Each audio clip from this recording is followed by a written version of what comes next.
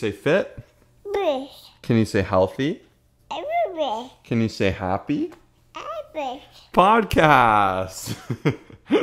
Can you say fit, healthy, happy podcast?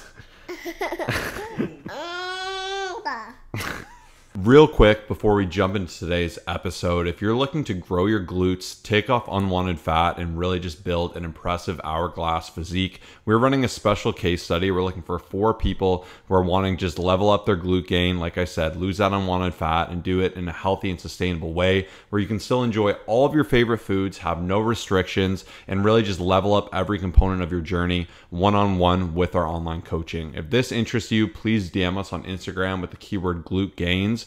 Keyword is once again glute gains to Instagram at ColossUsFit, COLOSSUSFIT, and we really look forward to helping you blow up those glutes, see more progress. Now we're going to go ahead and jump into the episode. What is up, everyone? Welcome to the Fit, Healthy, and as always, most of all, happy podcast. I'm your coach and host, Josh, here with his co-host and co-coach, KG, and I'm on the microphone. And this is Motivation Monday. Me and Kyle have really been racking our heads just about all of our social media, obviously having more access, as I mentioned last week, to each other and to really have some great brainstorming sessions. We're really making it a conscious effort. We missed a few days, but before we head out to the gym to have a little social media meeting saying, how can we make really actionable content that will help people get further to their goals? And we actually spent some time brainstorming, like, what is our mission with our media? And one big thing we really realized is that our mission is to empower individuals just like you to make positive changes, improve your well-being, and live your life to the fullest. And we really were just taken back by that concept of helping people live their life to the fullest, because when we started it, it was about helping people become fitter and healthier. And as we progress on our fitness and health journey, we realize how that transcends so much past just the aesthetic, how you look, but it really allows you just to do so much more, to have more energy in the day, to be a happier person, to be able to play with your kids more, to be able to do activities that perhaps you previously weren't able to do, but to have no capacities or limitations on how you navigate life because you know you're working towards your goals. And that really made us think that this podcast, every podcast, should revolve around that. And then we have really actionable, important information to make that happen. So we're continuing to workshop. Expect a lot of involvement, or not involvements, a lot of evolution for this podcast, a lot of improvements in the coming weeks, because we're really excited just to make this the best it can be, to kind of perhaps jump into a second season of this podcast and to really build on the incredible feedback we've got, and just once again to keep this as fun, actionable, loose, enjoyable as possible. So just be aware of some big things coming, and today's episode is jam-packed. Really big questions this week, and they're really fun questions, so I'm pretty stoked to get into it. But as always, we like to kick it off with a quote. For us, quotes mean a lot because they're little keys, little secret weapons you can keep in the back of your mind, and you can use them. For even me, like when I don't want to do something well, think how you do anything is how you do everything. I shared that to our broadcast channel the other day because it always hits me. The second I want to take a shortcut, even today at Chipotle, we love our Chipotle. The people are really cool there. They've given us a few deals. Somehow our bill was only $6 yesterday for 2 Chipotle bowls with guac and double meat. So I'm not questioning it. So they hooked it up, which is pretty cool. But even the concept of when you want to leave and you're like, oh, there's a little bit of mess, I'm going to leave it.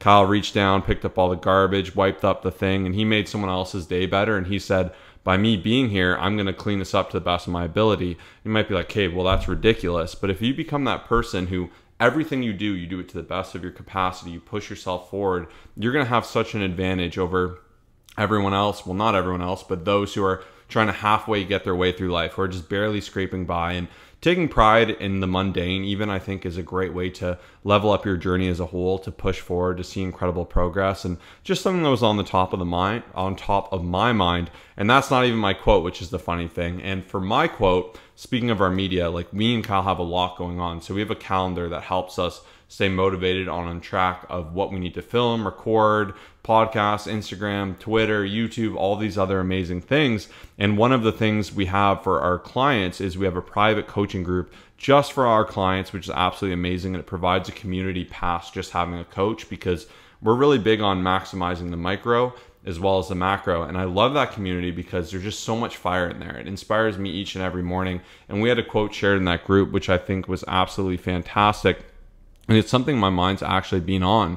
And that quote is that, first, forget inspiration. Habit is more dependable. Habit will be with you whether you're inspired or not. And that's from Octavia Butler. And I just loved it because I've thought time and time again how each day I have a checklist of things I do. Some of them are mundane, some of them are simple. One of them is check the social media calendar. And it's easy to be like, oh, well, what's the importance in that? But if I'm not aware of it, I won't do it. There's other things like weigh in, meditate, like log food with your morning coffee. Like they seem so trivial and silly, and it seems like you never want to be that person that's just living a checklisted life. But these are the things that really hold my day together, and it really makes sure my nutrition's on check, my mindset's on track. I'm ahead of where I need to be with my work. I'm maintaining great communication with my clients, with the people, our community, all these amazing things. And even for me, just that concept of habits has allowed me to have success through all the ebbs and flows of my life. So of having like jobs when I first started and trying to start a business, from being in university to having a baby to doing all these different things. This is what has allowed me to have constant success. And it's so easy to think, oh, inspiration, motivation, but the people that are really successful that have done major things, probably 1% of that is attributed to motivation or inspiration. More of it is from dedicated effort, consistency, discipline. And these are the tenets of what we like talking about on this podcast because we believe in it so passionately. So that's what I want to go ahead and share to start this episode. Now over to Kyle. My quote for this week is very simple, but I think it means a lot, and I feel like a lot of you can appreciate it and even maybe learn from it as well. Exercise because you love your body, not because you hate it. And this was actually shared from one of my clients, and I really, really like it because I feel like a lot of times when we go on our fitness journey, we find so many different imperfections and we start to just pinpoint all the things we want to improve and look at different areas of our body. And we'll talk about that actually after, of how to specifically target them just in a future question, which is going to be awesome. But it is something that I think is so important to remember, is that, when we just do it from a perspective and just a point of just like, I love my body, I want to improve it, I want to take care of it, versus like, I hate it, that's why I want to improve it. Of course, it can be motivational, and it is always good to remind yourself that, man, I want to be better. Here's where I can improve. And I think that is absolutely incredible. But I do believe that coming from a love perspective ends up being a lot more positive and helps you just have much better reinforcement and just show up consistently, because I'm at that point of my life and my journey where I'm just like, I just want to become stronger. I want to take care of myself because I love my body, what I've accomplished, everything that I want to improve, versus like, I hate it, here's how we got to improve it. It's going to be hard to push through those tougher days when that's all you're focused on. So once again, exercise because you love your body, not because you hate it. Now we're going to talk about some things that have been on our mind, some thoughts, different things alongside that. And for me, the first I would say is like even the benefit I'd say of taking the stairs.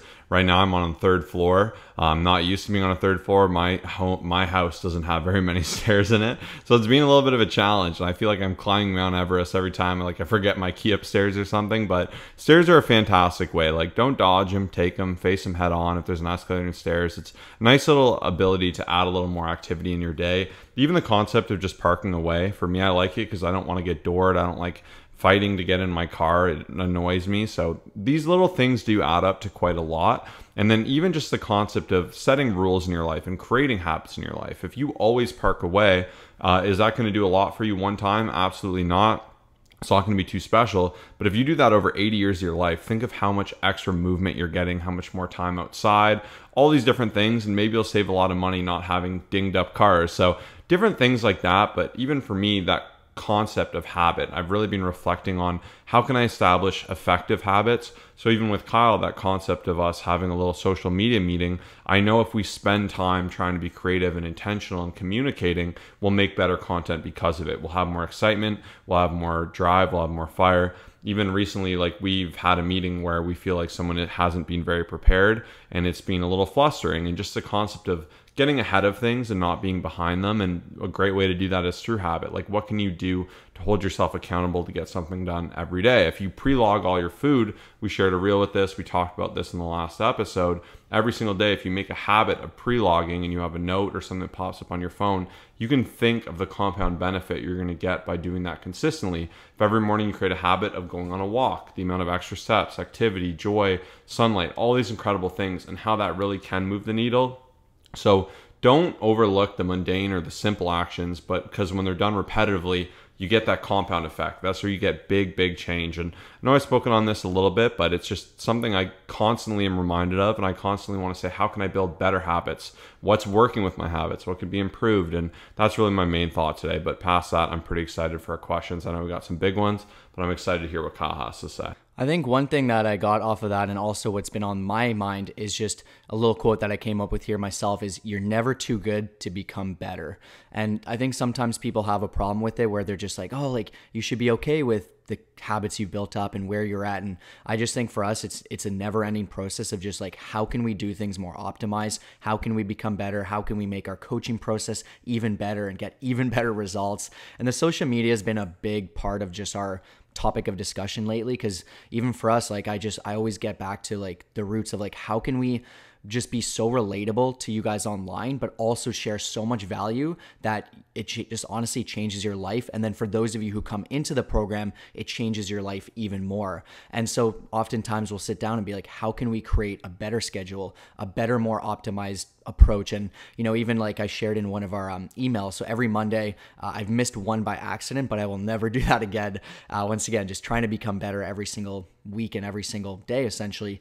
But I shared the concept of 20% better, which doesn't sound like, it does sound like a lot, but essentially even when we had decided as of last week, I said, instead of doing 5 posts on Instagram, we're going to do 6, right? That does not sound like a very big difference, but that's honestly incredible because that's 20% difference. And so when it comes down to your fitness journey, where can you find that extra one thing that is going to lead to let's say 20% more results? We ended up posting 7 times last week, and we'll probably do the same this week because we have so much great stuff to share, but which is going to be 40% difference. So that's absolutely phenomenal, especially keeping it high quality as well. So just something to think about for you. That might be an extra healthy meal, an extra cardio session within your week, maybe an extra workout as well. But that one more concept can make such a big difference, especially when it's compounded over a certain period of time. Yeah, and speaking of success and just amazing results from constant wins and different actions, who do we have for our client shout out this week? So this week we have Marc, who's been crushing it with Coach Jason. He's actually even sent a few people our way to join, the program and get great results as well, which I really appreciate. And it's been phenomenal just seeing the success, everything Coach Jason has shared, just his positive mindset, his amazing work ethic. And, I honestly, I wish we could go on for every single person that we have here and just share the wins, but this would end up being a couple hours long, or maybe even longer than that. But, for this week, obviously we have Marc, and he shared some of his greatest tips, along with, if you're watching on YouTube, you can see his transformation so far. We're still pushing towards that next goal, and we're not done, and that's a big part of your journey, is still striving for more, as I was saying before. But even one of the biggest tips that he stood out to me here that he had shared was utilize your coaches. They have so much to offer. There were times I needed extra motivation, and Jason was always not only real but also answered all my questions. And he shared obviously different tips, staying focused on your goals, put yourself in a position where you can hit your workouts and all that great stuff. So super proud of you, Marc. Make sure to check out our Instagram, follow us there, because we are taking it to the next level. We have some big goals. We share our transformation every Monday there with the top tips, what they have to say about the program, and all that great stuff. So super excited for this shout out of the week. Now we're going to jump into the mailbag, and we have some incredible questions. So I am fired up. I hope you are too. Let's jump into it with our first question, which is, how can I grow a lagging body part? When I started training glutes, I was happy and started to see progress, but that has since stalled and I haven't seen progress in over a year. Please give me tips to help. I work out 5 days a week, eat really healthy, recovery is great. What else can I do?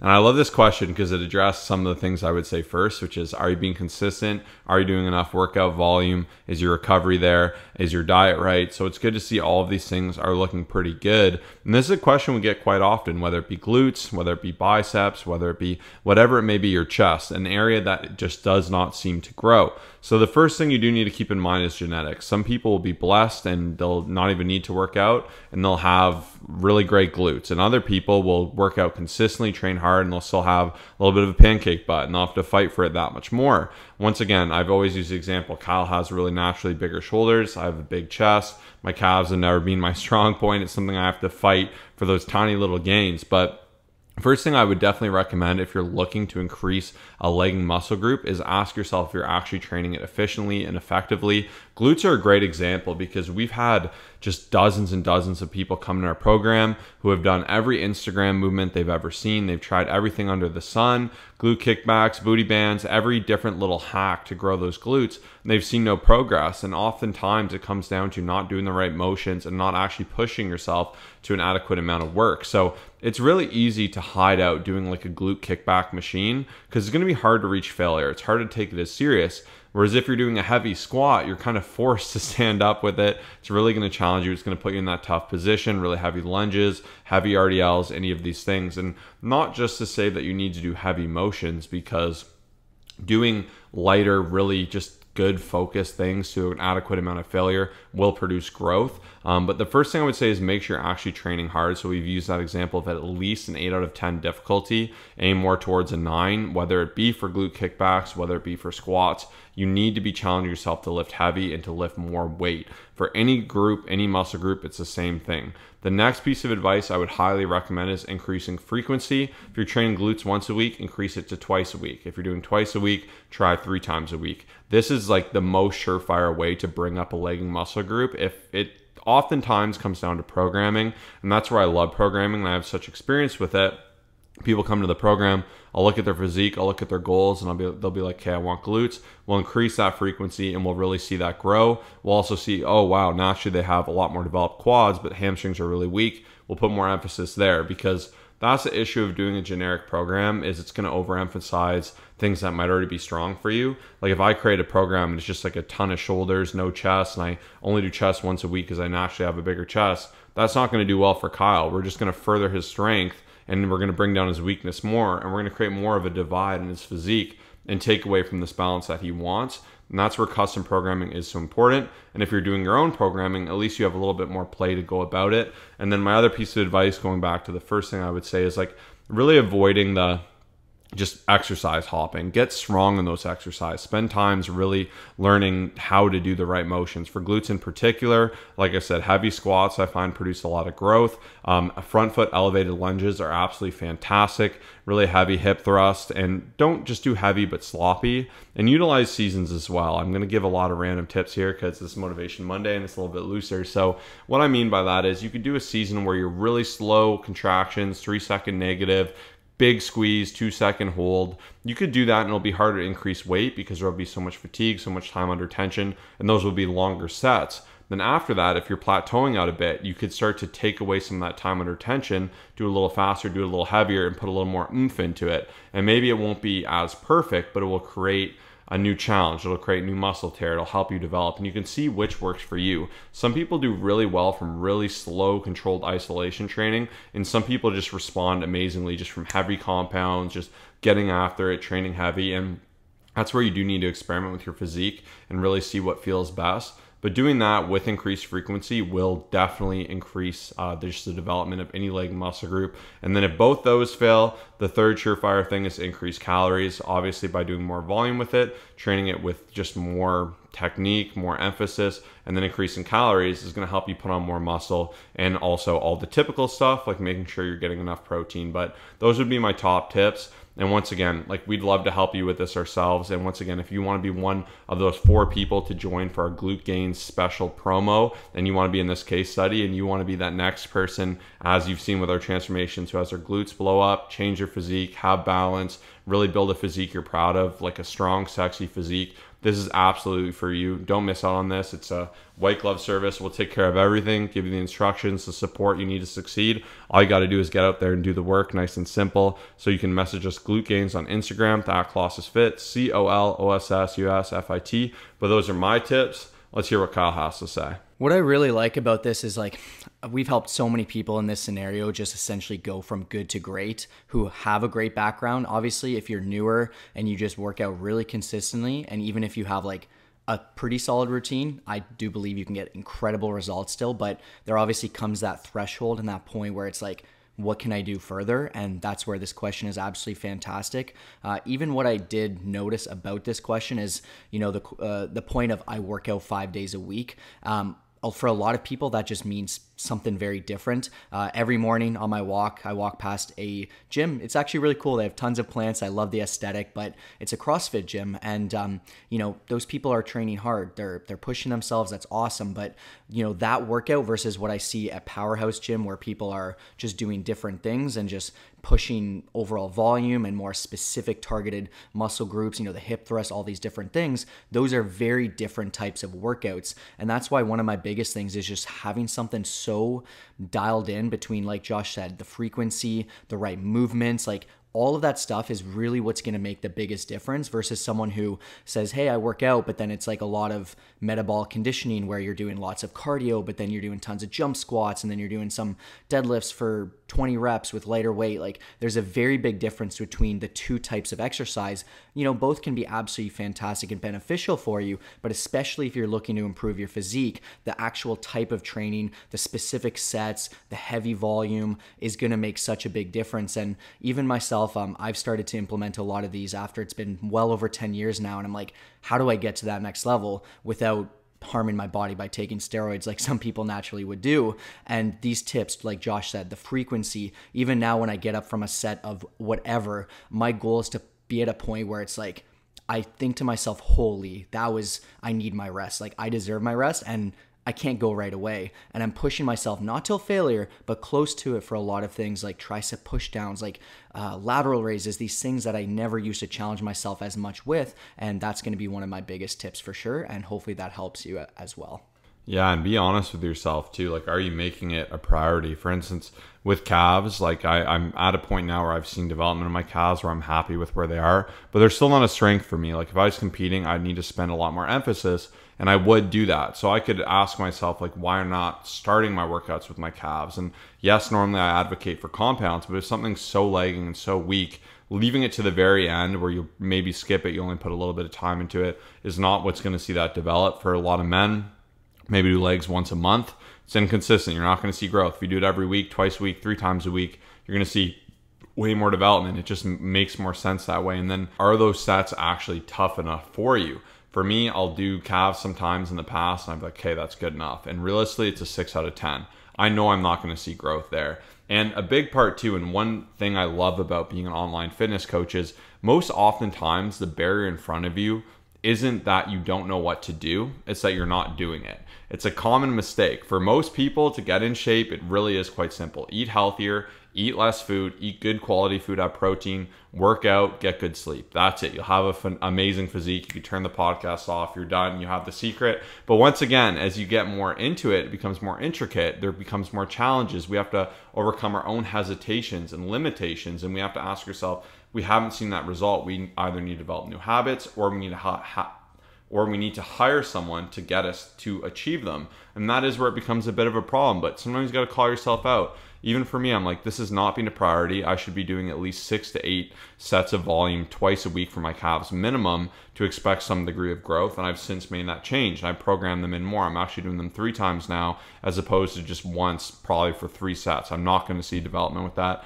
I know that. So you got to ask yourself too, what do you know you're not doing that is holding you back from seeing your goal? How can you start doing it? How can you create systems of accountability to make sure you do it? And you'll find that that alone will create such amazing change for you.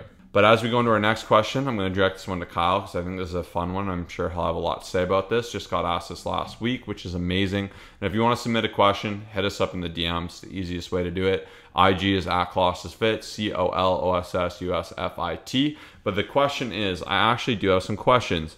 I'm currently training for a marathon and hopefully a triathlon. I still want to build and keep my muscle while I'm training. Is that still possible? I'm looking to get super toned and still do well in both my events. Really good question, and I can relate to this quite well. So about 3 years ago, I did my first marathon. 2 years ago, I did an ultra marathon relay. So I did 75 kilometers in less than 48 hours, which was a great challenge. And a lot of it wasn't that exact event, but more so the training leading up to it that is going to eat away at your muscle. So I say that pretty intensely because it 100% will be a big challenge. There's just really a couple different tips I have, but there's no true way around it. And there will be muscle loss, especially when it comes down to doing that much volume. And when you're doing those, especially for these types of events, marathon, triathlon, it is a lot. And it's not something where it's like you're doing a 5K or a 5-mile run or something like that, where it's pretty easily doable in terms of just the overall volume that you're doing, to be able to get by without losing too much muscle. So I wanted to instead just say, hey, you're going to lose muscle. Instead of just saying that, I want to give you some more tips that I really focused on. Looking back on those experiences, I don't have any fitness regrets, but I do wish I waited a little bit longer in my later years, I'd say, to essentially do that, especially because I spent 10 plus years building high quality muscle, strength training like crazy, doing all this great stuff. And unfortunately, I did lose quite a bit because, the weeks got really hectic where I was doing about 80-kilometer weeks, and it got really, really challenging. So now I'm in that phase where it's about building back and earning all that muscle that I built back naturally. And so there's that. I just want to share that. But I know a lot of people have different goals. Just for me, naturally, I want to be bigger. I want to be stronger. I want to feel my absolute best in terms of just overall performance instead of just being like fast and lean. Like that's not exactly my priority, but I know a lot of people, that's totally cool. But in terms of muscle mass, I really want to encourage you to still make sure you're doing strength training, not just from an aesthetic point of view, but also from a performance point of view. I see so many people, and I have this conversation very often. Hey, I'm training for this thing. It's taking up all my time. I can't make strength training work. I'm biking, I'm running, I'm swimming, and all that stuff. I can't strength train. Those are the people that get injured the easiest. They're the people who don't actually perform as well because they're weaker in different areas. And when you think about it, even a leg day of strength training not only will help you aesthetically and help you maintain your muscle mass as best as possible, but it'll also help you perform better. And then the last two things that are super, super important is making sure you're getting enough protein. I know so many people will do all this, they'll train a ton, and they're just not eating nearly enough protein to help maintain their muscle mass, and also making sure that you're eating all the calories back, especially based off of not losing muscle mass. If you're burning thousands of calories from your run, from everything else, and then you're eating just super low, you're just going to burn so much muscle mass and not be happy ultimately with your overall physique. You won't even exactly look toned because you'll be losing so much muscle as well. So train hard, strength training. I know it'll be hard. Some days you may have to double up. Some weekends may be a little bit more hectic, but I can assure you between training heavy with your strength training, eating enough protein and eating enough calories, you'll be in a good spot where you can maintain as much as possible, even if you're not exactly gaining muscle through that phase. Yeah, Kyle knocked that one out of the park. And another thing I'll say too, like a caveat, is there are tiers to like what muscle means. Like Kyle trained intense strength training, bodybuilding, powerlifting for 10 years.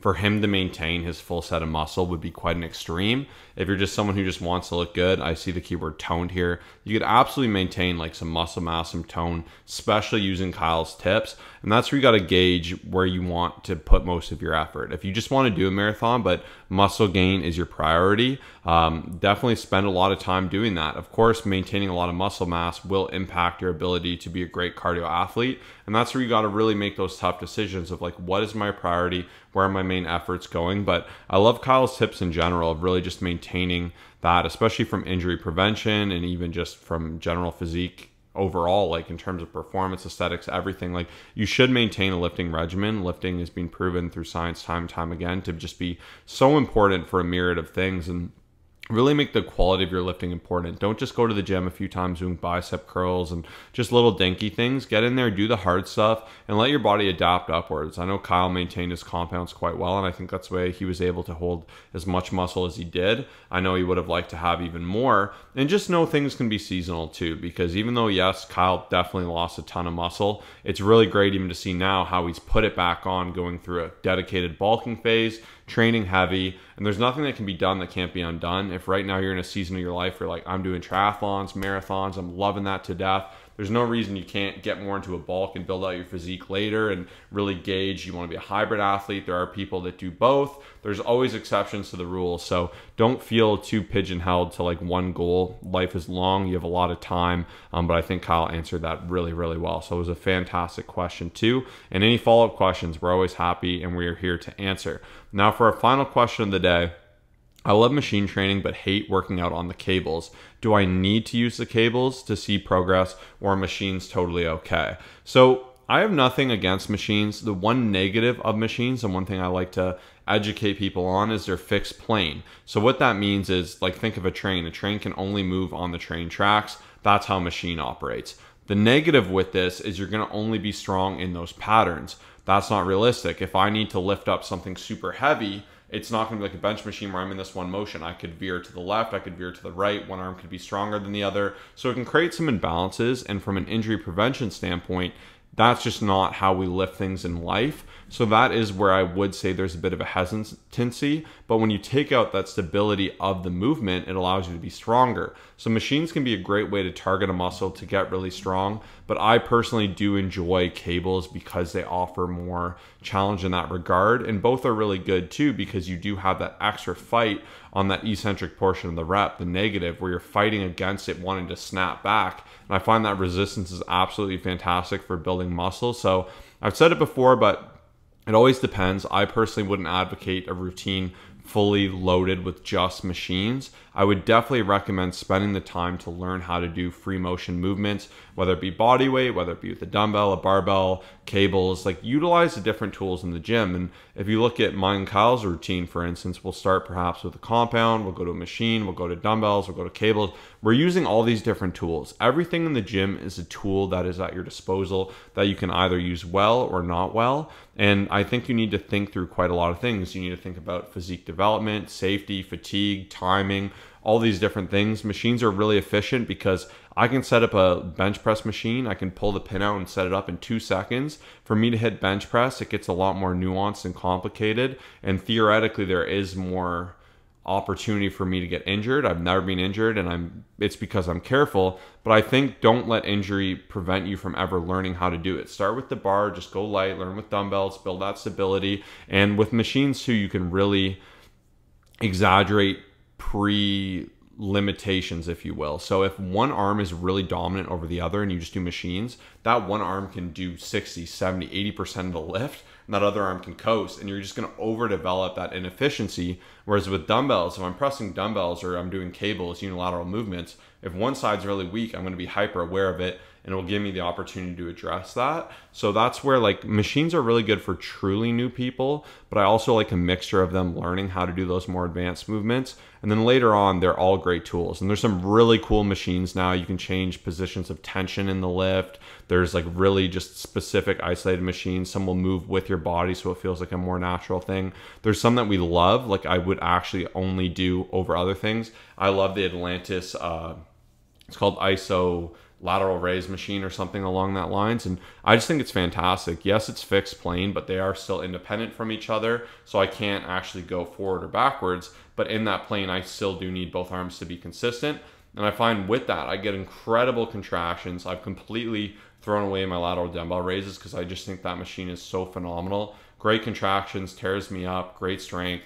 I'm not too worried about my shoulder in that sense. I know I'm training it in a healthy manner from a lot of other things.